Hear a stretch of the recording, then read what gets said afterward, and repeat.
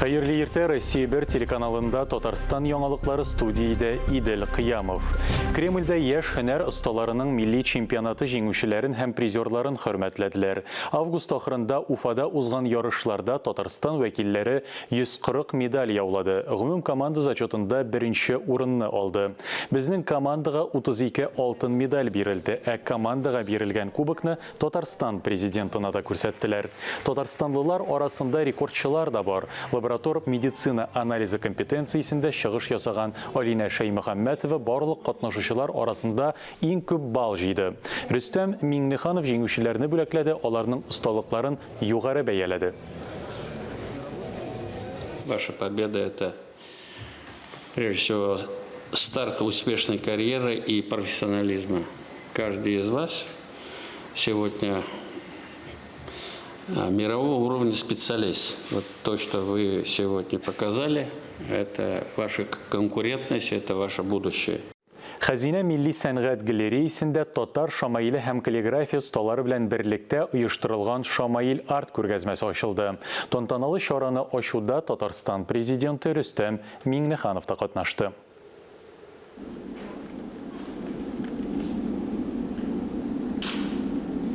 Айрым алганда Рөстәм Миңнеханов Төркия каллиграфы Левент Карадуман эшләрен карады. Шулай ук хәзерге заман ислам сәнгатенең экспозицияләре һәм төрле жанрлары белән танышты. Әлеге күргәзмә гарәп каллиграфиясе һәм ислам сәнгате темасына мөрәҗәгать итүче рәссамнар иҗатын берләштерә. Бу чара Татарстан Республикасында игълан ителгән Туган телләр елы һәм бөек татар шагыйре Габдулла Тукайның 135 еллыгына багышланган. Галереяда Мәскәү, Санкт-Петербург, Татарстан, Башкортстан, Екатеринбург һәм Төркия осталарының эшләре урын алган. Шамаил арт 2021 күргәзмәсе белән 17 октябрьгә кадәр танышырга мөмкин. Сентябрьнең 15-ннән 17-сенә кадәр Казанда 24-нче глобаль конференция уза. Бу конференция Россиядә һәм бәйсез дәүләтләр бердәмлеге илләрендә беренче тапкыр үткәрелә. Анда 25-тән артык илдән вәкилләр катнаша. Казанга Россиянең инновацияләр һәм кластерлы үсеш өлкәсендә алдынгы белгечләре, галимнәр, чит ил экспертлары килде. Конференция хезмәттәшлектә тотрыклы киләчәк булдырып исеме белән уза. Ул кластер инициативалары инновацион тәэмин итү, кеше потенциалын ачу өчен фикер алышу мәйданы булып тора. Җәмәгатьчелек Татарстанда җылылык бирүнең нормативларын яңадан карарга тәкъдим итә. Хәзер тәүлеклек уртача температура 5 көн 8 градустан түбән булса, өйләргә җылылык бирелә. Җылыту сезонын иртәрәк башлау турындагы фикерләр дә бар. Очень холодно. Я в 2 шубах сидела. Потом легла и одеялом закрылась. Вот так вот. Тышта фатирдага караганда, жылырак булганда, тизрәк урамга чыгып китүең хәерлерәк. Мәскәү районындагы бер йортта яшәүчеләр шулай әйтәләр дә, салкын дивар эчендә утыруның файдасы юк. Прохладно дома. Хәзер әлбәттә суынды. Шуңа күрә өйдә җылы киемнәргә төренеп утырырга тырышабыз. Күп кенә фатирларда хәзер иченнән да салкын. Батареялар әлегә җылытылмый. Республикада җылылык бирү сезоны рәсми рәвештә 6 сентябрьдә башланды. Тик аз объектлар гына җылытыла. Җәмәгатьчелек җылылыкны бирүдәге норматив срокларны яңадан карау тәкъдиме белән чыкты. Пересмотреть Җылылык бирү нормативын киметү, ягъни 5 көн эчендә барлык объектларны җылыта башлау инициативасы бар. Татарстан президенты республиканың балалар бакчаларына, хастаханәләргә һәм социаль учреждениеләргә җылылык бирүне тәэмин итүне йөкләде инде. Әйтик, Чаллы һәм Түбән Камада бу эшкә керешкәннәр инде. Чиратта торак йортлар өстәвенә тиздән көннәрнең салкынаюы көтелә. Тулы масштаблы җылыту сезоны килеп җитә. Харис Мөхәммәтов, Вадим Струминский, Орят Каюмов, Татарстан яңалыклары. Чистай районында мәдәни һәйкәлләрне яңарттылар. Парклар, ишек аллары, стадионнар заманча төсмер алды. Яңа объектлар да төзелә. Әлегә Чистай җәмәгать киңлекләрен төзекләндерү буенча федераль программаны гамәлгә ашыруда республикада лидерлар арасында. 19 гасыр архитектурасын сакларга һәм шул ук вакытта шәһәрнең заманча инфраструктурасын булдырырга уңайлы мөхит формалаштыру программасы ярдәмендә Чистайда 5 ел эчендә 15 зур корылма, шул исәптән тарихи объект төзекләндерелде. Чистополь – это один из Şistay cemaat kengliklerini ziklendirүү programmasının nичек нәтижелі гамәлгә ашырып булуның иң ачык мисалларының берсе. Şistayга 240 ел. Без тарихи үзәк саклансын өчен архитекторлар һәм шәһәр халкының күпме көч куюын күрәбез. Birinci obyektlar Skaretin бакчасы, Карл Маркс урамындагы бульвар, Татнефть Алем стадионы, Шоңгы базасы, Yol паркында эшләр тәмамланып килә. Содержится все за счет города. Без тарихи объектларны, паркларны шәһәр хисабына, безнең керемнәр хисабына тотабыз. Киләсе елга паркларны һәм скверларны карап тотуга махсус программа төзедек. Президентның безнең ишегалды программасы буенча ишегалларында төзекләндерәләр. Все красиво, все приятно. И дети довольны. Шистай мәдәни үзәгендә узган күчмә утырышта проектны тормышка ашыруга йомгак ясадылар. Планда зур проект. Бирняшка елгасы яр буен төзекләндерү. Ләлә Зайнуллина, Елизавета Жукова, Татарстан яңалыклары, Шистай районы.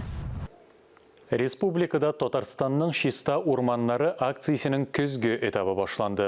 Урман фонды территориясын каты коммуналь калдыклардан, кыры сарыдан, ауган агачлардан шистарту, шулай ук аншлагларны, мәгълүмат шитларын, ял итү урыннарын төзекләндерү эшләре үткәрелә. Исегезгә төшерәбез, Татарстанның Шиста урманнары акциясе Урман хуҗалыгы министрлыгы тарафыннан 2010 елдан бирле үткәрелә. Акция Татарстанның барлык муниципаль районнарында уза. Анда Урман хуҗалыгы министрлыгы карамагындагы учреждениеләр белгечләре белән бер рәттән министрлыклар, ведомстволар, учреждениеләр, оешмалар, предприятиеләр хезмәткәрләре, урман кишәрлекләрен арендалаучылар, бакчачылык ширкәтләре, кооперативлар, экология берләшмәләре вәкилләре, югары һәм урта махсус уку йортлары студентлары, волонтерлар катнаша. Урманнарны яңарту, көзгө агач утыртуда игътибар үзәгендә. Бер ай безнең бара, лесной фондта үсемте утыртабыз без. 7000дән артык гектар безнең бөтен эш утырту площадьларыбыз, бөтен программалар буенча. Аның инде 5000 артык яз көндән утыртылган. Ну, әтәсем килә, Құрылык бездә дә зыян итте, безнең үсемтәләргә дә 40%-ын без аны көз көне без аны алмаштырабыз. Ватан сакчылары онытылырга тиеш түгел. Кукмара районының Едегәр авылында низаклы урыннардагы сугышларда һәлак булучылар истәлегенә һәйкәл ачылды.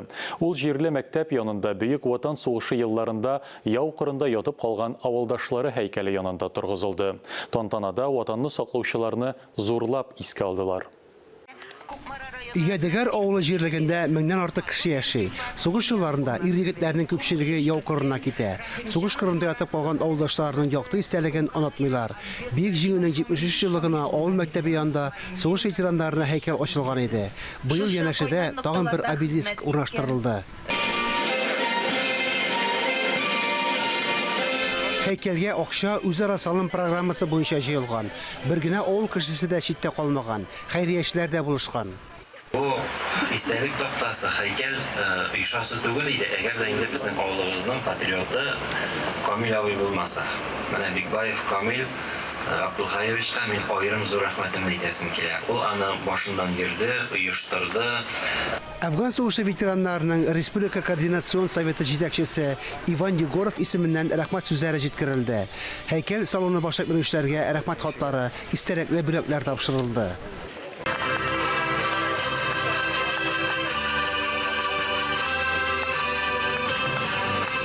Митингта ватан азатлыгы өчен гомерләрен корбан иткән сугышчыларны 1 минутлы тынлык белән искә алдылар. Каһарманнар истәлеген мәктәп укучылары да онытмый. Күпләрнең бабалары бик ватан сугышында, туганнары Афганстан, Чечнядагы кан куйгыч бәрелешләрдә катнашкан. Митинг тәмамлангач, авылдашлар һәм кунаклар авыл зираты янына җыелып, фронтовикларны искә алдылар. Алар хөрмәтенә хәрби салют бирелде. Харис Мөхәммәтов, Дмитрий Второв, Татарстан яңалыклары, Кукмара районы. Ата-аналар өчен тагын бер форсат. Балаларның җәйге ялы өчен 30 меңнән артык кеше кэшбэк алган. Моның өчен тәкъдим ителгән 90 вариантның берсен милли түләү системасы картасы белән башкарырга кирәк иде. 5 көн дәвамында акчаның бер өлеше счетка әйләнеп кайтты. Бу безнең илдә беренче тәҗрибә һәм әйтергә кирәк уңышлы. Мәктәп расписаниесендә яңа дәрес барлыкка килде. Ул финанс грамоталылыкны арттыруга багышланган фән. Дәрес онлайн форматта уза. Онда 6-11 сыйныф укучылары һәм студентлар катнаша ала. Укучыларга үз-үзеңне саклау, кредит, иминиятләштерү, инвестиция, салым һәм пенсия белән бәйле үзенчәлекләр аңлатыла. 22 сентябрьдән әлеге дәресләргә өлкәннәр дә кушыла ала. Халкыбызның яраткан җырчысы, Татарстанның һәм Башкортстанның халык артисты Хәмдүнә Сәйдгали кызы Тимергалиеваның арабыздан китүенә дә инде 1 ел вакыт узып киткән. Легендар җырчыны искә алып рухына дога кылу өчен аның кабере янына сәхнәдә дуслары, туганнары, дин әһелләре җыелды. Тулырак киләсе язмада. Хәзер ул башкарган җырларны, аның үзен, тавышын без бары тик язмалардан гына күреп, ишетеп хәтерләребезне яңарта алабыз. Безнең арабыздан китүенә инде 1 ел вакыт үтсә дә, күз алдыбызда һаман да шул Хәмдүнә апа ихлас елмаюы, дәртле хәрәкәтләре белән сәхнәгә килеп чыгуы, соңгы көннәренә кадәр апаем, Аллага шөкер, тавышым әйбәт кенә диюләре. Безнең халык әле дә аны онытмый, аның белән бүген дә җырлар аша гел яши, ишетә һәм әлбәттә аның җырлары безне ностальгия рәвешендә үзебезнең каядыр кемнәрнедер бала чакларын алып кайта, кемнәрдер ниндидер тормыш буйлап, үзенең тормышы буйлап сәяхәт кылдырга мәҗбүр итә. Ышанасы килми, күңел ышанмый, һаман да ул безнең белән кебек. Менә ул миңа һәр вакытта менә шундый зур концертлардан кайтканнан соң миңа шалтыратадыр. Мине җырлаганны күрсә дә сәгатьләр буе 2 сәгать сөйләшәдер телефоннан әйбит. Хәзер безгә шушы Хәмдүнә апаның шалтыратуы җитми. Кыен хәлендә. Сагындыра. Искә төшә. Хәмдүнә апаның рухы шат булсын, урыны җәннәттә булсын. Менә эстрада бүген нәкъ менә Хәмдүнә апа җитми. Беләсезме, яшьләр белән аралашыр өчен дә, киңәшен бирер өчен дә, әдерәк селкетеп тиргәп алыр өчен дә. Татар җыры, татар моңы яшәгәндә легендар җырчыбызның якты истәлеге күңелләрдә озак сакланыр әле. Фәннур Хәсәнов, Ирек Хәмидуллин, Татарстан яңалыклары. Рәшид Вахапов исемендәге иҗтимагый фонды милли моңнарны саклау, татар җыр сәнгатендә яңа офыклар ачуны дәвам итә. Шул максаттан 2нче яңа татар җыры конкурсы уздырыла. Тулырак мәгълүмат хәбәрчеләребез язмасында. Конкурсның максаты татар эстрадасын камилләштерү, татар җырчыларының репертуарын баету, яңа заман авторларын таныту, киләчәк буыннарга сыйфатлы иҗади мирас калдыру дип белдерде Рифат Фаттахов журналистлар белән оештырылган очрашуда. Шактый фонда хезмәтләр килде, безнең экспертлар комиссиясе эшли башлады. Шуңа игътибар итәсем килә, быел килгән җырларның, әсәрләрнең сыйфаты күпкә югарырак, димәк, катнашучылар инде җаваплырак карый башлады. Әлеге бәйгедә яшь һәм география шикләнми. Конкурс Татарстан президенты һәм мәдәният министрлыгы ярдәме белән оештырыла. Гомуми приз фонды 2 миллион сум. Конкурс 2 номинациядә үтә. Иң яхшы татар җыры, иң яхшы балалар җыры. Җырлар бары тик татар телендә кабул ителә. Һәр катнашучы 2 номинациядә бердән алып 3 әсәргә кадәр юллый ала. Аризалар 2021 елның 20 ноябренә кадәр кабул ителә. Озилә Батырханова, Искәндәр Гыймалдинов, Тахир Хәсәнов, Татарстан яңалыклары. Әлеге сәгатькә шундый яңалыклар иде, без сезнең белән саубуллашабыз. Коронавирустан прививка ясатырга онытмагыз, үзегезне һәм якыннарыгызны саклагыз. Исән-имин булыгыз.